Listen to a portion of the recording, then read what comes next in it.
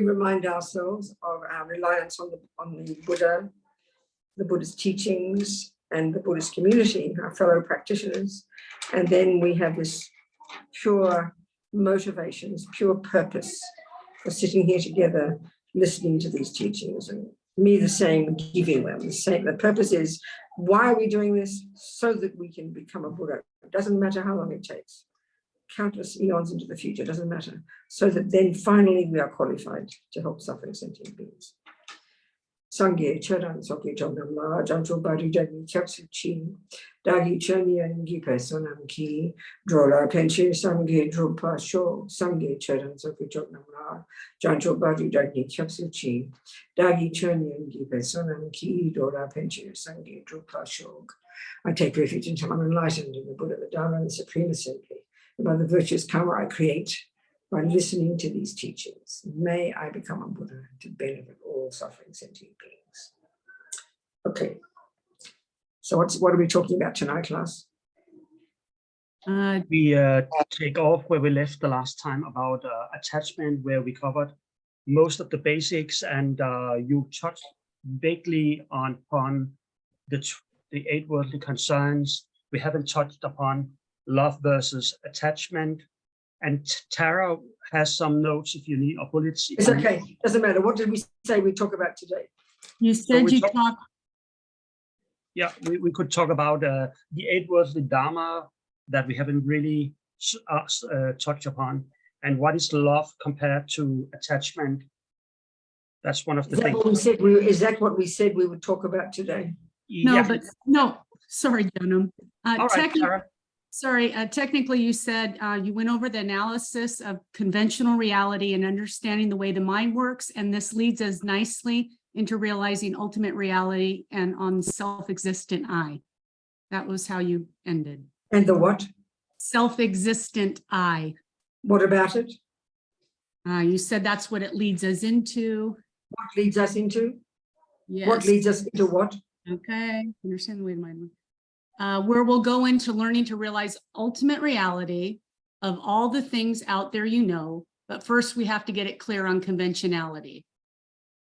And originally on conventionality, you spoke about the mind and its conventional characteristics, the Lam Rim on karma and how things exist conventionally. You went on ego grasping, attachment lies to us, the 84,000 delusions. Yeah, I know. Just tell me that sentence you said. I need you to say it again because I heard a mistake. Sure. So please say it. Sure. So it was what you had said, this bit of analysis of conventional reality and understanding the mind, the way the mind works, is leading us very nicely to next week, where we'll go into learning to realize the ultimate reality of all the things out there you know. But first we have to get clear on conventionality. And then you continued. But you said something else about leading to something. I added that word in, it was learning. What did you say? I said leading into, and I didn't have anything after that. You did, you said something before, the very first time. I forgot. Okay.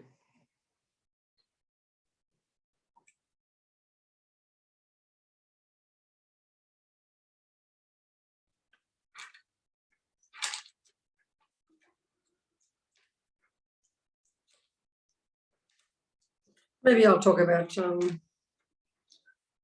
Rinpoche being here at Copan right now. Shall I do that? Yes, thank you, please. Jeff and Nina are here, by the way. We were all together in the Gompa just doing Vajrasattva, and I didn't want to interrupt them and tell them to say, but I'm sure if they knew I was talking to you, they'd all say hello. They're both here as well. Yeah, many people here, a couple hundred visitors, I think.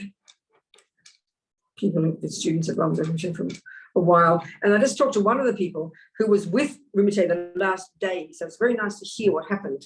I mean, Rinpoche, for the last 3 years, he's been at Copan. For many of you who didn't know Rinpoche so well, I mean, for years and years, and he started here. He started this place with Lama Yeshe back in like 71, actually. He formally accepted his cave from his past life in that year. They went up to Laudo, and he formally accepted, I think, his cave from his past life, Kunsang Yeshe, the Laudo Lama. And then Lama Yeshe started sending all the monks. They began the Mount Everest Center. This little, because in this past life, Kunsang Yeshe, yogi, Nyingma yogi, in his past life, he retired, like a lot of the people do, retired into his cave the last 20 years of his life.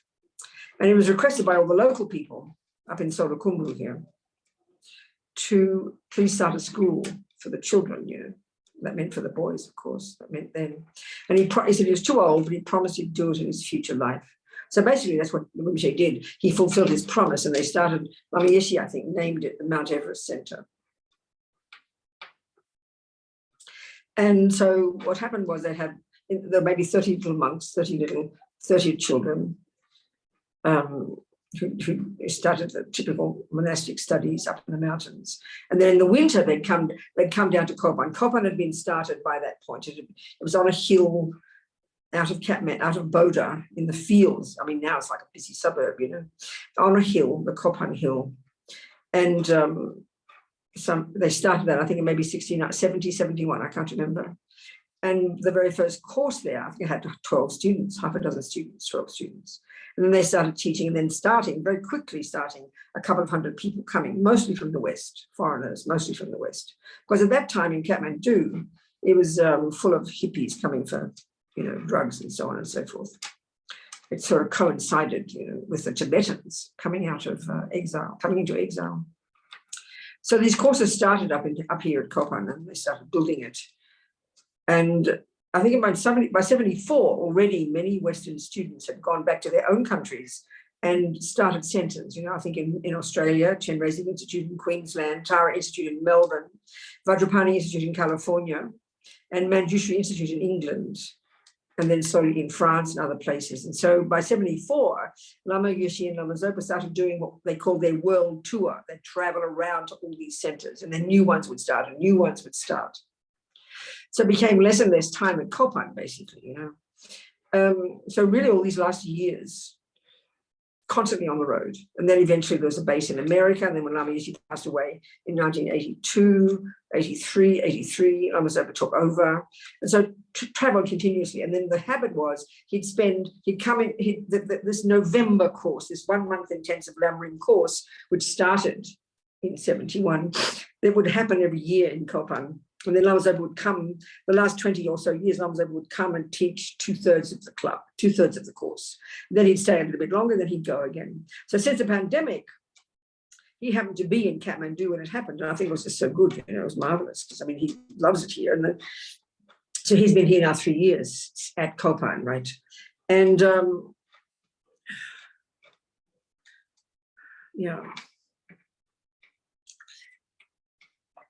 anyway, so he hasn't been traveling much at all. He'd go to Singapore, because the Geshe in Singapore is one of the foremost Kopan monks, who's a Geshe from Sarah J. And when Lama Lundrup, the abbot here, passed away years ago, Lama Zopa appointed this monk to be the Rinpoche, the abbot here. So he spent a lot of time here as well with Rinpoche. So the last time I was here, when I saw Rinpoche, was in 2019, when I was appointed the Western teacher for that November course, because Rinpoche would always appoint a foreign person to teach the course along with him. So I was that one for 2019. That was the last time I saw Rinpoche. So anyway, I'm just saying some things, whatever. So then what happened was this year, I think he'd been in Singapore, and he was starting to teach other places, but he's still based pretty much here. And his health seemed to be okay, reasonable with his stroke. But then he'd accepted to go up to Tsum, which is this place right up in the mountains, way up in the mountains. Geshe Tenzin Zopa, one of his disciples, who was also the disciple of Geshe Lama Konchok, who many of you might have heard of. He was a great yogi who lived up in those mountains for years and years, naked, no sleep, no food. He lived in Vajrayogini's Pure Land, Lama Zopa said. And then he came down the mountains. He'd spent since 1965, I think 67 or something. He'd been in retreat, isolated up in the mountains, up in Tsum. Then he came down more and more, and then he started monasteries up there and looked after all the local people. It was very isolated, very, very isolated. I think no tourists would go there at all. Up in Solokumbu, near Mount Everest, lots of tourists go. But this place up in Tsum, nobody. So they must have invited him to Tsum. So of course, they built this special chair that they could carry him in, because it's impossible for him to walk, and and there's no other way to get there. You get a helicopter a certain way, and then you have to walk, And so apparently he was there and there were 5 people five students who also decided they'd go. So they needed 5 people for a helicopter. Lama Zopa and Venerable Roger and Geshe Chenzo Zopa went up in the helicopter. And then these other 5 people, and they were just said, she told me today what happened was, because they're so devoted up there. There are nuns, totally devoted, extremely devoted, these people. Just, a level of devotion that's, when we see it in the West, it's kind of almost, we are cynical about it. They show this devotion, they bend over, because you would never stand up straight, because it's so arrogant when you're around the guru. The tears in their eyes, And when he goes up those mountains, it can take him days to get there, because people stop him every single step of the way. And the villagers bring out an entire picnic on a beautiful table with little cloths and chairs, and he'll spend a half a day having a picnic and go to the next village, and the same thing will happen. This is how they do, So this happened up in Tsum. People greeting him. And then he taught for I think 2 or 3 days. My friend Kari told me, really intensively, and these people so moved, so happy to have him up there. And of course, he showed that he wasn't very well. He had altitude sickness, even though he's used to that place, but he hasn't been there for years. He showed he had altitude sickness and couldn't breathe very well. So they got one of the women who was up there was a nurse, so she sort of, whatever, they took care, and he seemed to be okay, stable. And then he was teaching really intensively, Kari said, and Venerable Roger would keep kind of trying to get him to kind of stop teaching, and he was sort of so intensely in the teaching, he pushed Roger away. I haven't finished yet. So he's teaching. And then it showed, I can't remember the exact sequence, but that it was really difficult breathing, So they took him down in the helicopter, and then back in Kathmandu in the car. He wanted to go to Kopan. They said he wanted to go to hospital. He wanted to go to Kopan. And I think apparently he stopped breathing in the car, just stopped breathing altogether. And so they got a doctor, tried to resuscitate him for a couple of hours, and it didn't work. So that's what happened. But what's interesting is everyone shows that everyone's shocked. People were shocked. His Holiness the Dalai Lama said he was shocked. People said they were shocked and surprised. And even recently, Ling Rinpoche, the reincarnation of His Holiness the Dalai Lama's senior tutor, who was very close to Rinpoche since he's a child, and he wrote one of these prayers for Rinpoche. He said recently to somebody, don't you worry about Rinpoche, he's going to be with us a long time. So then if you've read some places, they say that because of all this criticism of His Holiness recently, that this creates awful obstacles. And they say that Rinpoche took on those obstacles. I don't really know how this works, but he basically gave his life, he took on the obstacles. That's how they talk, that's how they say. I have no idea, I'm just saying what people say. But what I find interesting is because, you're going to make me cry now, Katarina. Thank you. You see, what's fascinating is when, normally when people die, you have all this grief and loss and tears, and it's good to have tears. And always the grief, because with especially Tibetan Buddhists, especially the Vajrayana Buddhists, because the whole of the Dharma in Tibet is entrenched, is saturated, is completely encompassed by, embedded in the Vajrayana, and this is this very in Tibet, especially this powerful tradition of recognizing the reincarnated yogis, of course, reincarnation is Buddha's teaching. It's been there all the time, but there's this tradition of the holy beings coming back and being recognized. So that I find there's something incredibly powerful about that, because you see, the point is, Buddhas and Bodhisattvas, at a certain level, Bodhisattva, they don't need a body. They've finished the job. They're not finished the job. They can whiz off to a Pure Land and finish the job in 1 minute. They don't need a body. They don't have the karma any longer to need to have a polluted body. But they choose to be reborn in bodies, so for the benefit of sentient beings. And it's in this sense that the role of the students is so powerful, It's a totally dependent arising. It's like if you're a doctor, you become qualified, and every day you're studying to be a doctor. And if you're a good doctor, why are you studying to be a doctor? Because you want to help people. You want to heal people. So sign outside. Now, if nobody likes you, or if nobody comes to your office, then you're going to pack your bags and go, aren't you? So you want to be where you are needed. That's why you exist. That's why you're a doctor. The holy beings are like that. The only reason they get reborn is to be of benefit. So the students, from the student side, and this is what's happening here, and it's very empowering and very encouraging, you know, that we've got to do our job requesting the Lama to return. So already, I mean, they typically do this. And so the very first one, Jada Rinpoche, I was just now in there in France with Jada Rinpoche giving an empowerment. And the second he was in Italy, I was in Italy, not France, sorry. The second he heard, on the same day, the 13th, that Rinpoche had passed away, he immediately wrote this very heartfelt prayer, you know, for the swift return of Lama Zopa, because they're requesting the Lama to come, requesting the Lama to teach, requesting the teachings. This is the main cause to receive the teachings. And this is not meant to be cosmic, you know. It's like, what do you think the main cause of you getting an ice cream is? Asking. First you got to know, I want an ice cream. Then you go to the shop and you say, well, you don't do that, but pretend, excuse me, may I have a chocolate ice cream? Guess what? You'll get a chocolate ice cream. So in that sense, knowing what you want and then requesting it is the cause of getting a bloody ice cream. It's so logical. It's not religious, you know. It's obvious, isn't it? You don't just stand in the shop hoping the ice cream will come.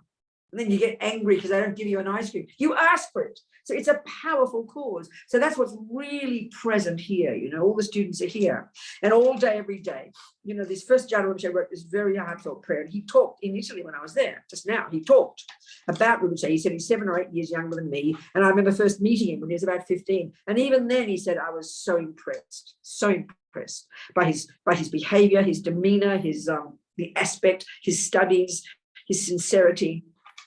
He remembers him as a very little boy, you know. Jada Rinpoche is a very high Lama, Gelugpa Lama. So it's so moving, he wrote this very moving prayer for the students, you know. And then Kadrila, this amazing female, you know, Lama, who's very, very devoted to Rinpoche. And I remember in 2019, she was here at the teachings, and Rinpoche said, oh, because he also sees her as his Lama. She is his Lama and he is her Lama. And he said, oh, I've now got my first lady Lama, he said, you know, it's kind of it was very sweet to hear that. But she was like in tears. She was devastated. She wrote this really heartfelt prayer, you know, to please come back immediately. And then, of course, Venerable Roger requested His Holiness to write a prayer. So he wrote a prayer. It's a short one. And you'll be reciting these prayers, are you, Lars? Have you been reciting the prayer written by His Holiness, Lars? Yes, we have. And we're also going to start tonight after this event, 6:30 tonight. We'll also be doing that. And also what?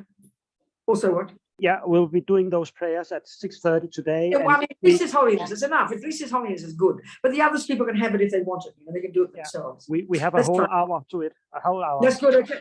Okay. So there's this incredibly intense feeling. This is the thing about, you know, the Buddhist approach and this Vajrayana one, and the requesting the Lama to come. It's very conscious. There's this. Everybody is sad, but there's this incredible optimism, you know, and positive attitude, because you're looking forward to the next one, wanting. And the more we want, and the more we practice, of course. I mean, again, if you go to your doctor, but you don't take the medicine, then why should he keep giving you medicine? So if we don't do our practice, they say the main cause of our Lama giving teachings, of our Lama taking care of us, of our Lama, you know, is our doing the practice. It's sort of logical. It's not moralistic. It's logical. It's logical. You know, I saw that when I was doing Kung Fu with Mr. Lee, my teacher. He taught 6 days a week and I went 6 days a week. And if he taught 7 days a week, I would have gone 7 days a week. I went 6 days. I was fanatic, you know. There was this little group of us, there's 3 of us, it doesn't matter, whatever. This 14-year-old boy, this 19-year-old boy, and I was this 42-year-old Buddhist nun, but they didn't know I was Buddhist nun, they didn't know I was 42. But we're the fanatics of Mr. Lee. And then we go after class, we go and eat 4 kilos of French fries at McDonald's, you know, eating all your carbs after 3 hours of working out. Anyway, we were Mr. Lee's favorites because we came to every class. So he spent so much time and energy on us because it was obvious we wanted his Kung Fu. So he gave us his Kung Fu. This is nothing more pleasing to a teacher. You know that if you're a teacher at school, the child really responds and wants to learn more. You will give them so much. It's so logical. Well, this is the Lamas. It's the same. They're not going to waste their time being reborn where they're not needed. Why would they bother, you know? So there's a strong feeling among all the students, wanting, we say these prayers, there's prayers all day, every day. So there's 2 big gompas here, big meditation halls. And one of them, well, first of all, upstairs, there's 3 floors up above the meditation hall, where Rinpoche's holy body is. They're doing, I went up there the first day I arrived, and just circumambulated, prostrated. And they're doing an embalming, they're embalming the body. It's sort of so weird for the West, I think. It seems so medieval, but it's very powerful. It's not an uncommon thing they do, So that'll take weeks and months, I think. But then down in the main meditation hall, in the room next door, there's been 24 hours a day, every day, 7 days a week, prayers. Down in the main hall, because there's a nunnery just down the road, Ling, there's about 300, 400 nuns there. And up here, there's about 500 monks. And they're all every single evening for 2 or 3 hours, the nuns do the Vajrayogini self-initiation. Every morning, the monks do the Yamantaka self-initiation, and throughout the day, prayers. And then the other Gompa, we call it the Chenrezi Gompa, the foreigners, us people, the Westerners, the white people, and the others who aren't Tibetan. We got in the mornings, we have morning sessions, 6:30 to 7:30, and then we do prostrations, and then we have our breakfast, and then at 9 o'clock until 11:30, we do Lama Chöpa, Guru Yoga. The monks come in with a bit of a tea break. They bring in the cups, they pour you tea. This is very traditional, and give you a biscuit in between. And then we have lunch, and then 3 o'clock, we do the Tara Chitta Mani practice. So it's a more extensive version of Tara, highest Yoga Tantra version of Tara practice, which is what His Holiness advises to do. And then this evening, we just finished, we did Vajrasattva purification practice. So we have 4 sessions every day. And I'm here for 2 weeks, and I'll just go to the sessions, And because I lost my computer, I can't do anything else. What can I do? I can't do my editing. I've got my iPad, and then I left in my Kathmandu plane. I left all the cords and the chargers, So it's telling me something. So I just got to sit in the Gompa and do prayers, isn't it? So I'm happy to be here. There's nothing, just happy to be here. That's what everyone says. Where else to be? So just seeing all our old friends, But it's encouraging, is what I'm trying to say, and it's kind of joyful too, sad but joyful. And of course, you get this. I know when Lama Yeshe passed away, it was the same. It was very kind of powerful. All you want. And so you want to practice, you want to do their wishes, because that's the cause for them to want to come back. And as Jada Rinpoche said, as the perfect reincarnation to come and study, teach.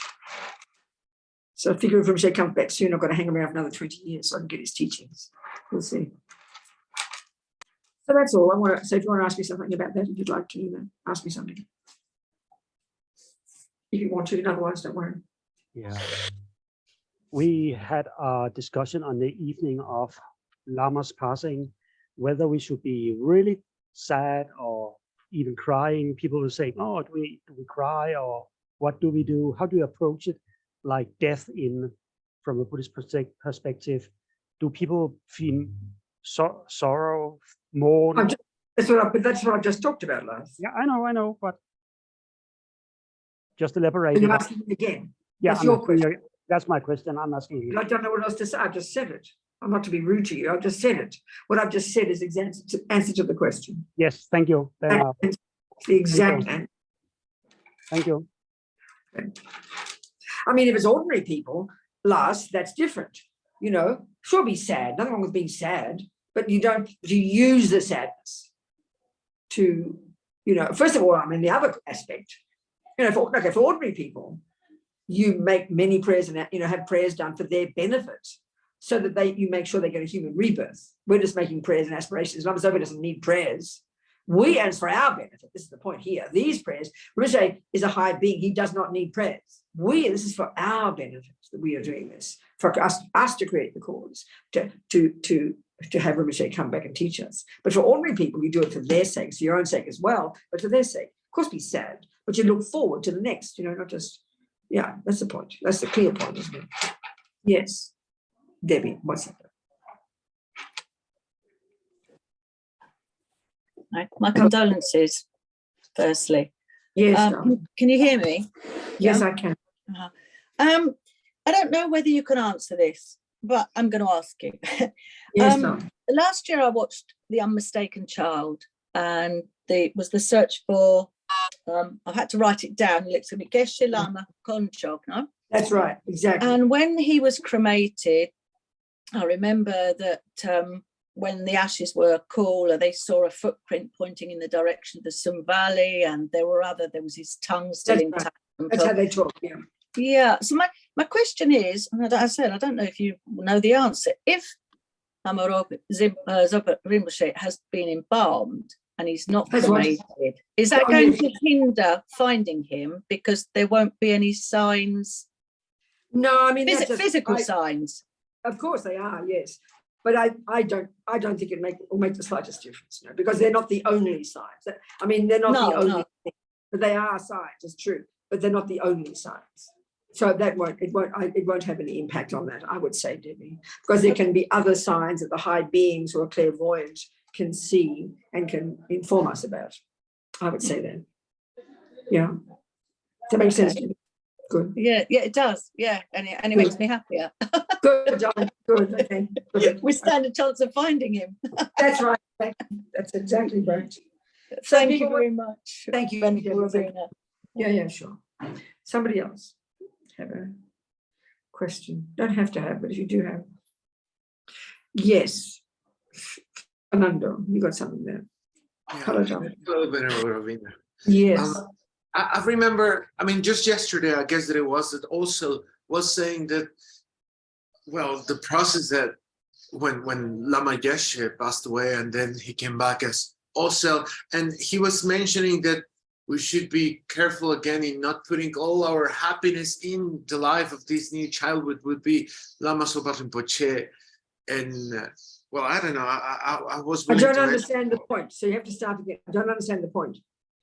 to not put our happiness in the new reincarnation of Lama Zopa Rinpoche. If not, we will What do you for- mean? I don't understand those words. You're going to have to unpack it or say it differently because I don't understand. Put all my happiness into the future Lama- reincarnation. I have Lama no Zopa's understanding of what you're saying. Lama Zopa's Rinpoche are there, and there will be there forever. So the Guru is not gone to a certain degree. I'm just repeating the words that I heard from also. I know. I don't understand, Fernando. You're going to have to ask me Words. the different. It's important. Talk about it, but I don't understand what you're asking. I have no Well, more idea. than a question, it was just like to mention what he said. But then, Who said? Who, darling? Who? Tenzin also Ita. What did he say? He said You're- that he was recorded in Agompa there in Copan in the last few days, and he said that since Lama Zopa Rinpoche was going to be recognized as a new reincarnation, we shouldn't put all our expectations in the new reincarnation. If not, we're going to end up in certain type of suffering, because as much as we make expectations, we end up suffering. So he said that the teachings are there. Lama Zopa Rinpoche teachings are there. He's not gone. He's in each one of us in the teachings that he I left. can't comment on what Lama Ursel said, so I have nothing to say. You hear the way he said what he said in your way. I can't possibly tell you what It's he true. thought. I can't Yes. interpret. It's not my business. And I didn't hear him say it. I wasn't here. Thank you. What else, Peter? Yes, Ariella, talk to me. Hello, Venerable. Good to see you. Yeah. I think I might be a little bit maybe confused or I don't understand properly.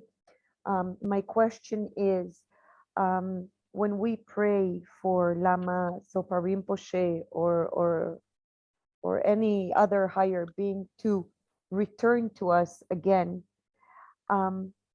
isn't actually nirvana, to reach nirvana is to exit the cycle of birth and rebirth? That's right, it My is. But as I mentioned before, Ariella, as I said before briefly, but I'll be more specific here, at a certain point on the bodhisattva path, at a certain point in your development, you will be at a point where you don't need to come back. In a sense, you could say there's two main paths. One path is to achieve your own nirvana. That's the Hinayana path. And your life after life after life, your goal is to achieve the cessation of suffering and its causes. So at some point in one life or other on that path, you will complete the goal of achieving your nirvana, which means you've burned all the seeds that would cause you to be reborn. So you will not be reborn at all. You'll be finished and you go into a subtle state of bliss.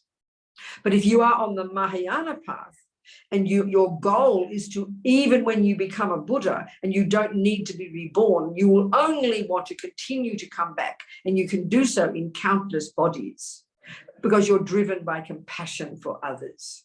So that's what I said before. Even though someone like Lama Rinpoche does not need a rebirth, he's out of samsara. Samsara doesn't mean literally the physical world. It's a mental thing where if you're in samsara, you've got the delusions and you have negative karma, and that propels you to keep taking rebirth. When you're out of samsara, you don't need to be reborn. But if you're on the bodhisattva path, you will want to be reborn to be of benefit to others. You choose it. Do you understand? Okay. Thank Yes, you. much better. Thank Yes. you, Venerable. Thank you, darling. Thank you. What else? I have a question to read from the chat from Monica. Good. Monica asks, Dear Venerable Robina, what happens in the case of reincarnations like Osel and other lamas and teachers that reincarnate but decide to live in, let's say, a normal life? How does that relate to dependent arising? Is their decision related to some fault in the conditions to come back and teach us? I understand.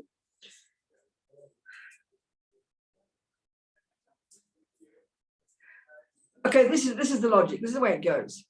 First of all, for me, who was a student of Lama Yeshe, so as far as I was concerned, Lama Yeshe was an enlightened being. Okay, so when I heard that he'd been formally recognized in the reincarnation of the little Spanish boy, I was delighted that Lama had found the rebirth, and then naturally I every day would pray that he would continue to be a monk and take all the teachings and become a geshe, become qualified to give his teachings. That's what I wanted.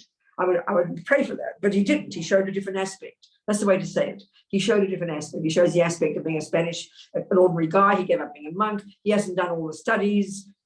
He's got a child. He has girlfriends and so on and so forth. So, but for me, I mean, okay, dependent arising. Then, in terms of the students, you could say collectively the students created the cause to have our Lama manifest in this way. That's all. That's the way to put it. Everything anyway is our karmic appearance. If you want a boyfriend and you decide to fall in love with somebody and you get married and then he beats you up every day, that, you created the cause to have that husband beat you up from 27 past lifetimes. So whatever we experience anyway, whoever we meet, how they appear, they're all our karmic appearance. We create the cause to see happiness and violence and goodness and badness. It's always our karma. It's a very powerful way to apply it, rather than think, oh, there must be some mistake. Lama Ursel doesn't show to be a monk. He's not qualified.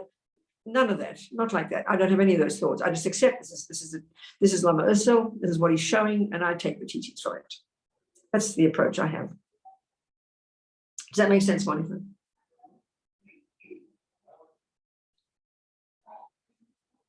Huh? She's saying? Yes, sir. Good. Thank you. Good. What else, people? Yes, Catalina. Now it's working. Yes. Thank you, Venerable, for taking this time while you're at Kopan, and Good. Feels like a connection, not being there, but seeing you, it's like being there a little bit. Good. So, yeah, my question is this embalming process. It sort of, when I read about it, felt sort of awkward. And it seems a little bit to contradict this whole, impermanence and not being attached to the form aggregate. And it's sort of, I can't quite get my head around, why. I understand. Okay.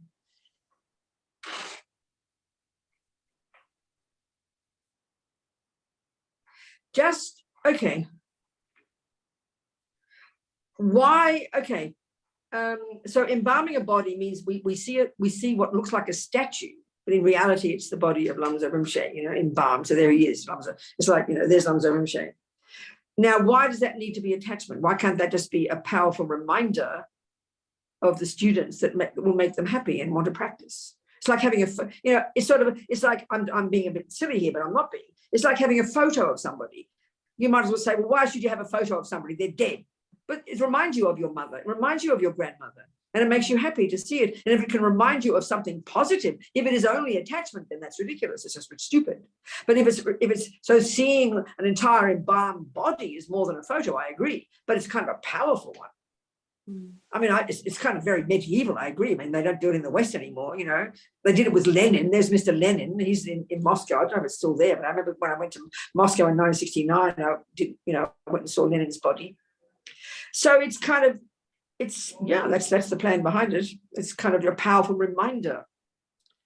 I think Ling Rinpoche, His Holiness Dalai Lama's senior tutor, I think they did the same with his body.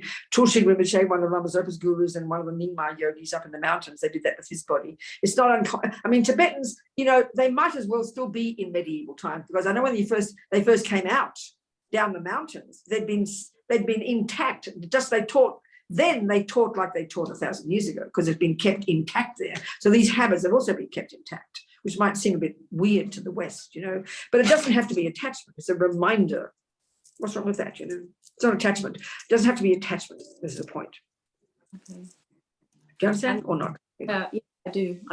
Yeah, and it is probably quite powerful and you know, to do pilgrimage to. Well, that's exactly right. That's how it's treated. You know, that's how people see it. So that's. I mean, that was His Holiness's advice. That's what he felt was the best thing. So they took his advice. You know. Yeah. And this, I heard that there is a lot of salt crushing going on. Is that to do with the A lot of what? Salt crushing, like salt, pepper and Thoughts. salt? No, like pepper and salt. Salt. Yeah, maybe my pronunciation. Salt. I think the embalming process involves salt. Yes. To dry. I think they drain the bodies, and then I think salt preserves the organs. I think it's like that. Yeah. Thanks. Yeah. Okay. Good. Yes, people. Anything else, sweethearts? Nothing. Anything at all? Yeah. Maybe, although we covered it a few times before about the final meditation and the clear light, maybe you could also discuss that, but do take Christine's question first. But the process from the final meditation, which we read, and then the clear light meditation and so on. What was the process of that? And then he was out. I don't understand, Lars. I don't understand the question. It's not a question as such, but maybe you could just walk us through the process of the final meditation, the meditating on the clear light, and then we read that Rinpoche was out of the clear light meditation. Oh, I see. Okay, I can do that. I can do that now. I'll be a second, Christine. No, sure, that's exactly what we should be practicing. If we've taken a highest yoga empowerment ourselves, we should be training every single time we do our sadhana. Lama Zopa Rinpoche talks about that in that chapter called Death is What the Yogis Have Been Waiting For, in the Death Book, in How to Face Death Without Fear. And he expresses it very clearly there, that all this, the way the sadhana, the deity's sadhana is constructed, is enabling the yogis to, you know, once you get concentration, you go through the gradual deconstruction. In your meditation, you gradually go through the detailed deconstruction of the various components of the person, and then you visualize and getting all the way to the clear light. You imagine it. It's an imagination. You're visualizing it in your meditation. So basically, that's what happens at death. You go through the death process. The earth stops, the water stops, the fire stops, the organs stop, the senses stop. You get to the subtle mind, that stops. It's subtler, subtler, subtler, subtler, subtler, until eventually you've achieved the 8th stage, which is the clear light mind, the subtlest level of your mind. Well, when you do your sadhana, you incorporate that at the point where you visualize the deity absorbing into you, and you go through these 8 stages, and then you meditate on the Dharmakaya, and you say, this is the Dharmakaya. And that's the clear light mind. And you practice meditating there, seeing it as empty. And then out of that emptiness, you then manifest as the deity. So that replicates the whole thing of rebirth. So these yogis, Lama Zopa Rinpoche, he was obviously, when he stopped breathing, he was completely in control. He knows what he's doing. He's practiced his entire life. He's got effortless control over his mind. So he went through this process of dying and stopped breathing. So then by the time he stopped breathing, which of course is what death is for the West, but he's not dead, only the grosser levels have ceased. And then he's going through all the way through the next 4 stages, and he gets finally to the clear light mind. Whereas most people were just unconscious at that point and can't do anything about it. And then karma ripens and we get our next rebirth. Whereas he is in complete control of it. And because that very subtle mind, the clear light mind, is the most subtle, even the greatest yogis can't get that level of subtlety. Only at the time of death is it most subtle. So he was totally prepared for it. And so obviously he only needed to meditate. I mean, some yogis can stay in their meditation for days and days and days because they need to do. They're doing the work of they're not just sitting there blissing out, having fun.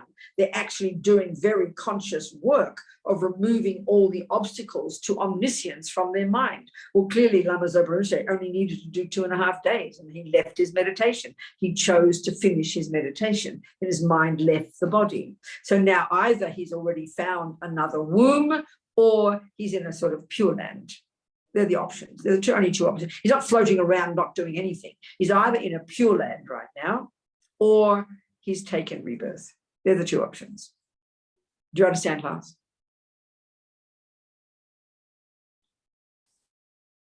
Yes. Lars? Yes, I understand. Thank you. Thank you. Yes, Christine, sweetheart, talk to me. I've been listening to you about the story of Lama Zopa, and I could understood that he was very happy to go back in the mountain, again in the villages. And then That's right. you said that Venerable Rogers tried to stop him. But That's right. Did you think that, how did you interpret that he wanted to do that because he knew already what happened, or how can we? No, I think that was just, Rinpoche is incredible. He's famous over the years for teaching for hours and hours and hours and hours. He teaches until 4 in the morning and 5 in the morning and 6 in the morning. If you allowed him, he'd teach for 36 hours. You know, he would just do that. He has this enormous enthusiasm. He doesn't need sleep himself. So at some point, I mean, even His Holiness the Dalai Lama had to give instruction to him. You must stop at midnight. So he's famous for teaching these long, long hours. But this one, clearly it was very special. He had this connection with all these villages and they are so devoted, so much wanting his teachings. And he probably hasn't seen them for years and he wants to, there's certain things he just wants to tell them. And very often, even it would be like that. Venerable Roger's job is to take care of Rinpoche. So any time he would do that, Venerable Roger would come to the throne very gently and Rinpoche would ignore him. And he'd teach for 2 more hours. Other times he would do what Venerable Roger wants. But this time he was like very fierce. He pushed him away. I have not finished. It was really not so much he thought it was he might have known, but it's just because he's got this enthusiasm. He wants to tell these people who are sitting there hungrily wanting the teaching. So he wanted to give them what they wanted, Yes, I saw a small video and he was laughing. He was so happy. That's right. No, that'd be right. So pleased, yeah. Exactly. No limit. Right. Okay, thank you. Yes, thank you, Don.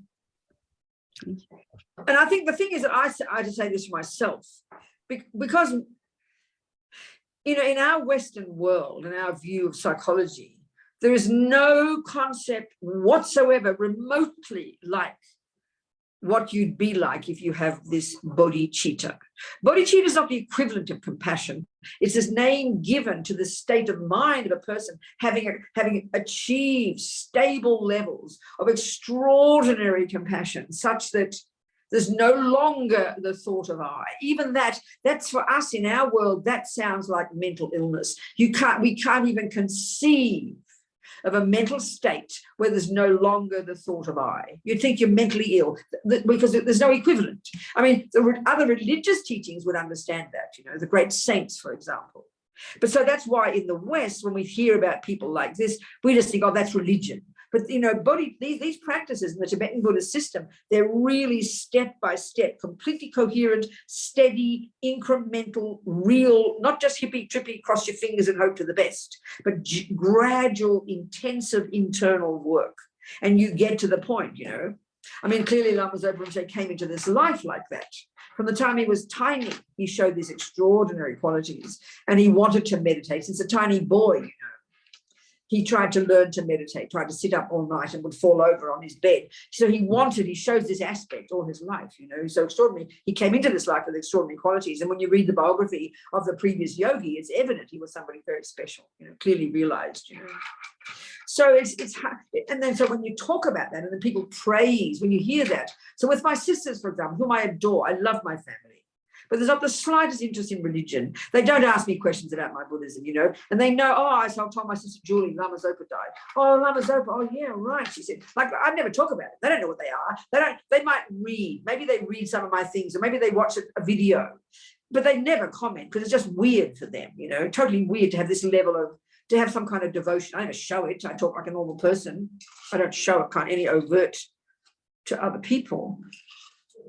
But when you're around a group like this and they're all devoted to the same Lama, you can be more open, you know. But it's really hard to express it in, you know, for example, that's why many people have been shocked by this story about His Holiness.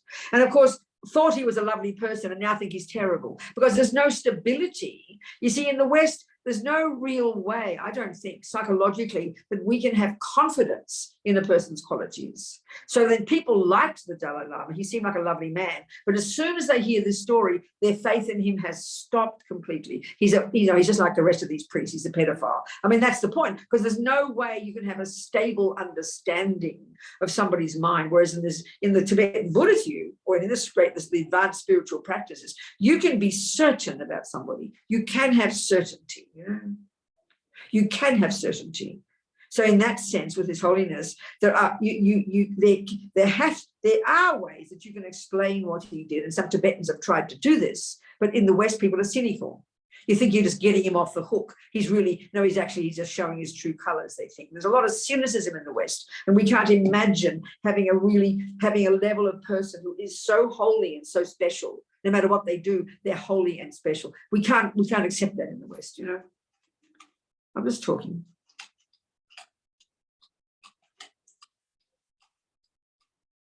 And then this devotion, it's just, I mean, the West, we're superstitious, that level of devotion, you know. It's like there's something wrong with it, right? And it can be if it's not a valid object of devotion. This is a big problem. We need to choose these gurus very carefully. As Bhavon Rinpoche said, choose your gurus very carefully. And there's so much cynicism about this. And indeed, there are many people who have been seen as gurus who are now showing that they are not qualified. So we're so cynical about this in our culture. So we've got to really be confident and check up. And then once you've checked up, that confidence. I mean, for me, there's absolute certainty. There's no way in the universe that Dalai Lama had anything but incredible love and kindness in his heart. There's just no doubt in my mind. There's just no doubt. And that doesn't have to be foolish. That can be logical. You know. But it's not easy. The world is so polluted. The world is so deluded. I remember, because Lama Zopa was so unusual, and people, you know, had all these ideas and expectations about Rinpoche, and then they'd go to one of his teachings. And then I mean, before his stroke, he was quite different. He would mumble. He would cough every second word. He didn't talk for a while. He looked like he was out of his mind. And some Western people were so shocked by it. They thought, this man's insane. Doesn't he know what he's doing? How can he be like this? You know, people were very cynical because he's such an unusual person. So I'm just talking. I don't know. I'm just saying some things, okay? So this is why it's so important to check. And that's why to study the teachings is so incredibly important. Many people are very devoted and have their Lama, but they haven't studied, so they don't even know what a bodhisattva is. They don't know what qualities they've got. They don't know the stages of development. So when, you know, you've got no basis for judging. So that's why it's so important to read and study the teachings more extensively, so you have an understanding of the stages of cultivation, how at this point it's possible to have given up attachment, at that point it's possible to be this way, at this point it's possible to be that way. That gives you grounding, you know, in your faith. Your faith needs grounding, not just a sentimental feeling, you know. So it would seem, I mean, from from his experience, from his observing Lama Zopa all these years and observing, and that's where it can get confidence. Other lamas, like His Holiness, like other lamas who are considered valid, praising Lama Zopa, you know, as a holy being. So it gives you confidence. And the other one, of course, the learning from all of this, the learning from it is, you know, there's nothing certain in samsara. Death can come at any time. So for ourselves to be ready, that's the biggest one of all. This will happen, as Pabong Rinpoche says, this will happen to me. So the wake up, in other words, a wake up call. So I have no choice. I know when I first heard it, I got up in the morning on the 13th and I read the email. I was in I was in New York and just done my offerings on the altar. And I thought to myself, oh, what did I do? Then I thought, well, what else? Continue making my offerings on my altar. What else to do? Continue practice. That's it. Okay, I decided to come to Kopan. I didn't need to. I could do it. You know, I could manage to teach from here and do Zoom here. I could do it. But I didn't need to do it. Just keep living your life. I thought, what am I going to do? I'll keep doing my practice. So I continued my water bowls. Did my practice. Had my breakfast. Reminded myself to do everything with bodhicitta and be ready for your own death. That's it. What do you think, people? Thank you for those wonderful words, also about His Holiness Venerable, and also a wonderful speech about Rinpoche. And we are happy that you are at Kopan right now, and together with Jeff and Nina and everyone else, and wonderful. Good, Lars. Yes. What else? So, what do you want to talk about, people? What would you like to talk about? It doesn't have to be this anymore. You can ask me some questions about something else. Whatever you'd like to talk about. We can carry on from last week. Impermanence, reality, emptiness. What would you like? So, the difference between attachment and love, just normal love. Okay, then Fernando put a note saying bodhicitta. Okay. Well, that's okay. I'll do both. I'll do both. The bottom line, this is the thing that's so specific in Buddhist psychology. And even many Buddhists who have faith in the path, if you haven't studied the mind, we won't get this point. But this point is absolutely fundamental to the entirety of the Buddhist path from here to enlightenment. And that is to understand that there are a category of states of mind called neurotic, delusional, afflictions, I-based, fear-based, disturbing, there's many synonyms, that are garbage in the mind, that are the source of our suffering, but which amazingly Buddha has found from his own direct experience are not at the core of our being and can be removed. This is Buddhist practice. That's it. That's Buddhist practice. But not only can we get rid of the rubbish, the next category of states of mind are the virtues, the goodness, the clarity, kindness, intelligence, love, generosity, forgiveness. They are valid states of mind. Valid meaning, they're two, valid and they're the cause of happiness. The first lot are not valid and are the cause of suffering. This is so fundamental to the whole Buddhist path. And if you don't understand this, even theoretically, you've got no idea what being a Buddhist means. You've got no idea. You're just living in La La Land. So that, and you'll continuously see in the teachings, the key job is always to learn to know what to abandon and to learn to know what to develop. So you have to abandon delusions and develop the virtues. And that's your job second by second by second. And if you get better and better and better, moment by moment, at that job of identifying what's in your mind, there's a delusion, there's a virtue, and just distinguishing between them. This is the job of being a Buddhist. You are moving towards enlightenment. This is not the Western view of the mind.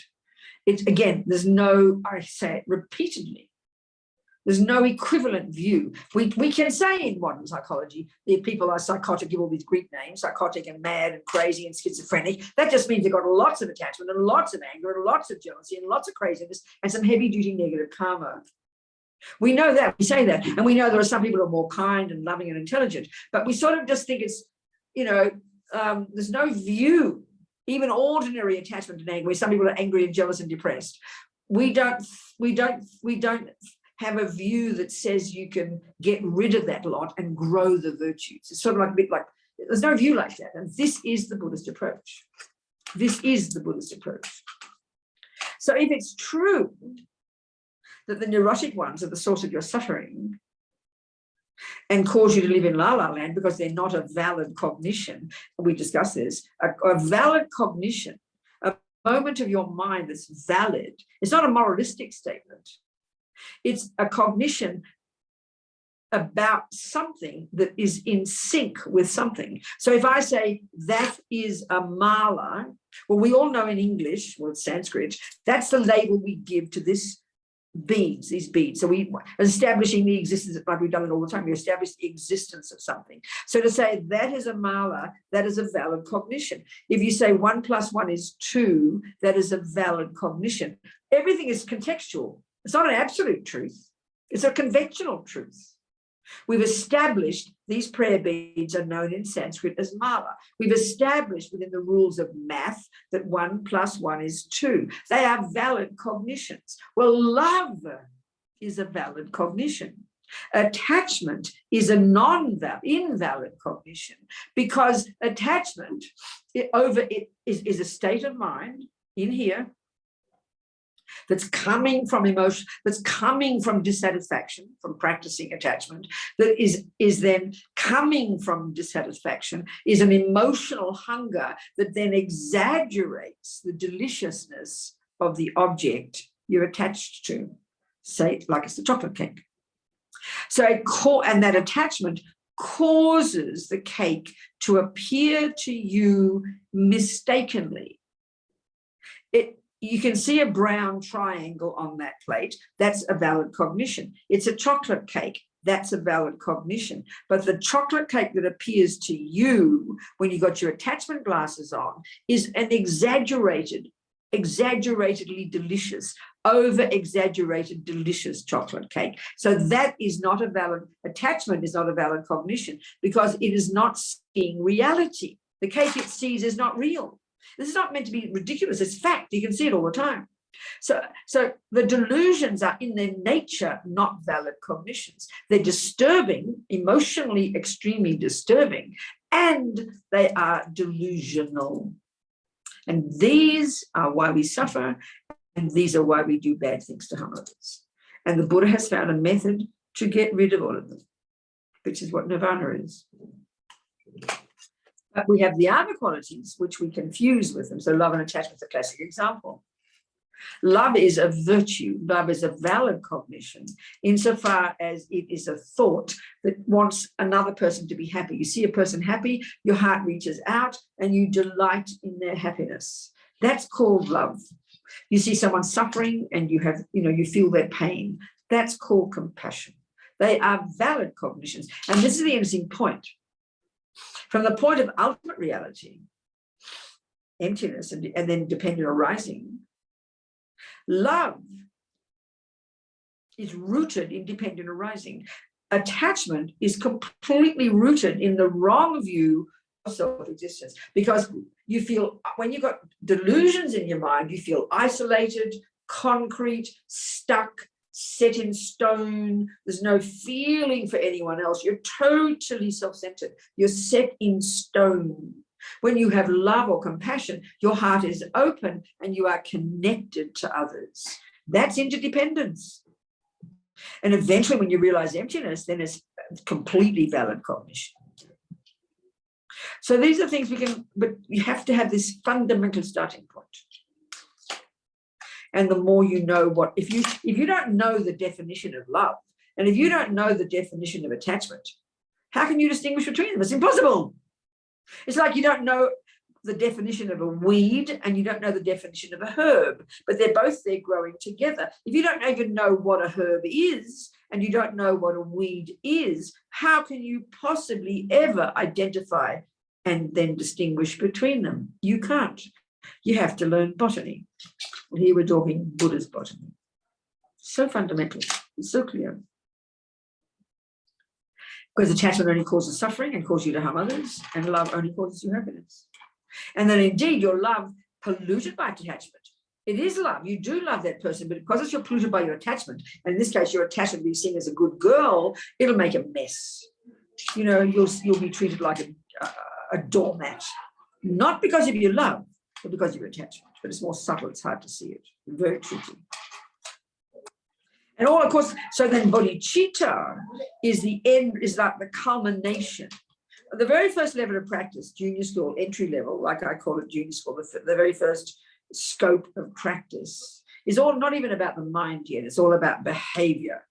You're trying to control the servants of your mind. You're trying not to kill and steal and lie. You're trying to control your behavior. You're trying to stop harming others. Why? Because they're based on your attachment and your aversion, and they will create your future suffering. So then you get to the next level, middle scope, and now you start to look at your mind. Now you start to look at your mind.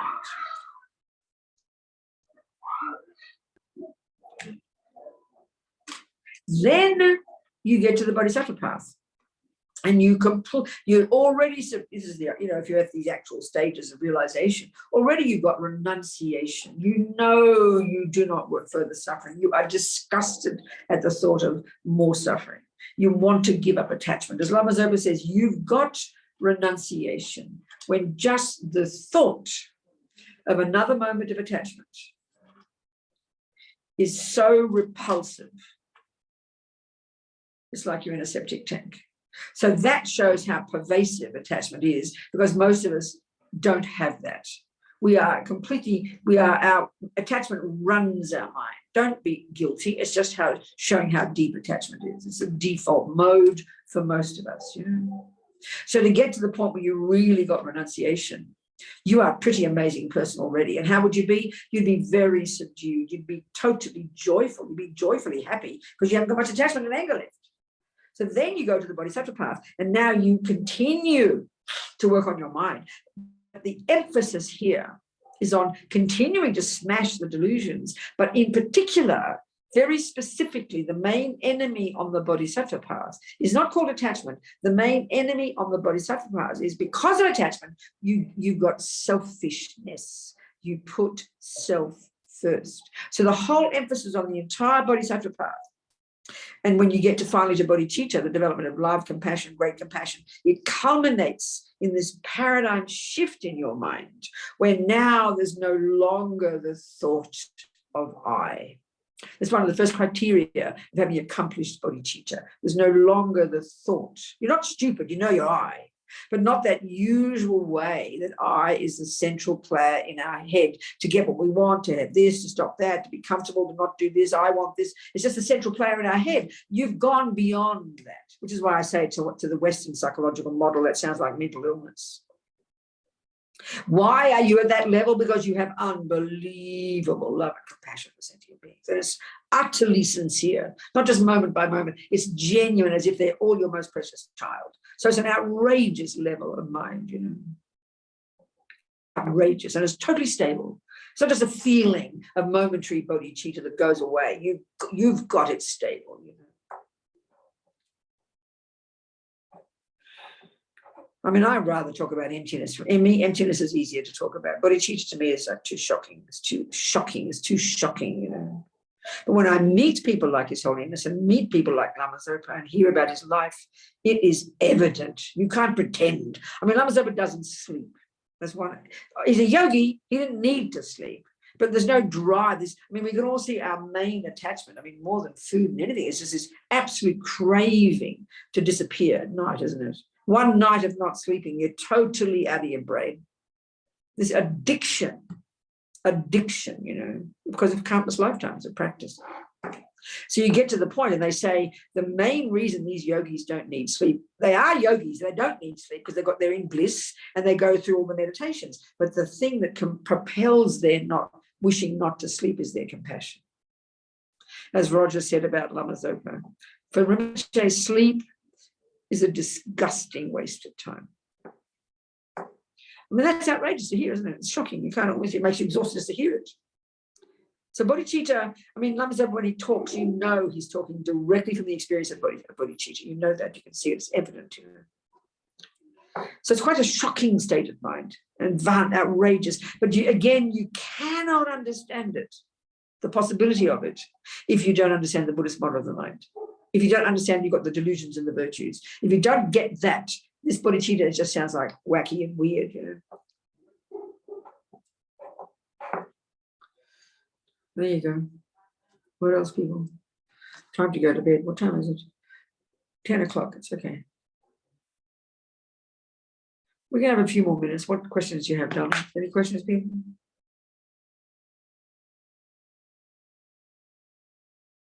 Julia? Yeah. Venerable Robina, it's really nice to see you. And Hello. Hello, please Donna. take So care. Yeah. Happy to see you. Yeah. So later on, we'll do a practice, and then we have a few prayers compiled. And one of the prayers is calling the Guru from afar. Wonderful. So could you, and it will be an extended version of it, so it will be a long one. So could you please give us some advice as to with what kind of attitude when we chant it or when we pray? I know. And so first of all, there's some people here, surely in this class here, who don't know Lama Zopa or don't maybe have a teacher, don't have a guru, you know. So that's why I know, yeah. So first of all, if you do have a teacher, and if it's Lama Zopa Rinpoche, then fine, or if it's any other teacher, then I think we need to understand devotion. Maybe I'll just talk about devotion, what it means, you know, because we're so cynical in the West, because we are really so cynical in the West, you know.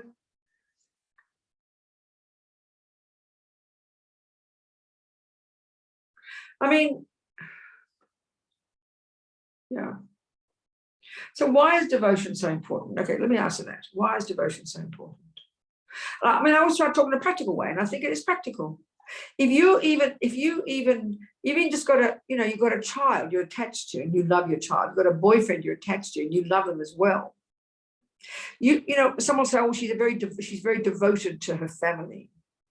We praise that quality. It means even if you're attached to the boyfriend, and there is attachment there, and that can open your heart, but it can harm you if he's an idiot. You know, you get hurt. But there's something about devotion means your heart, it's the only way I can say it, your heart is open. When you're full of attachment only, and lots of anger and confusion and depression and jealousy and being cynical and angry and arrogant, and, you know, you can't see any good in the world. So then you'd end up being quite cynical. You would be cynical. You'd be cynical because you don't trust anybody. You don't trust anybody. And let's say you hear about holy beings, you'd just be cynical, don't you? I mean, you'd be cynical. I'm not trying to be rude about my people I know or my family. I adore their kind, compassionate, good people. But my sense is they'd be quite cynical if I said talk about devotion. I think so. I'm not sure.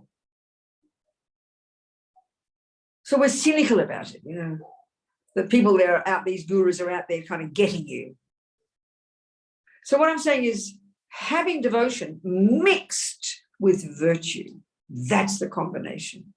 Having devotion mixed with attachment, you know, is a nightmare, because then you end up having devotion in a person who's going to harm you. That would be very foolish, you know. And what they always say, you see, they always say, guru devotion is the key to the path, the success. And that, I know when I first heard it, I couldn't hear, I kept saying, what do they mean? How can it be the foundation of the path? What does that mean, you know? I couldn't understand it. But my feeling is it's logical. Let me talk about Mr. Lee, my Kung Fu teacher.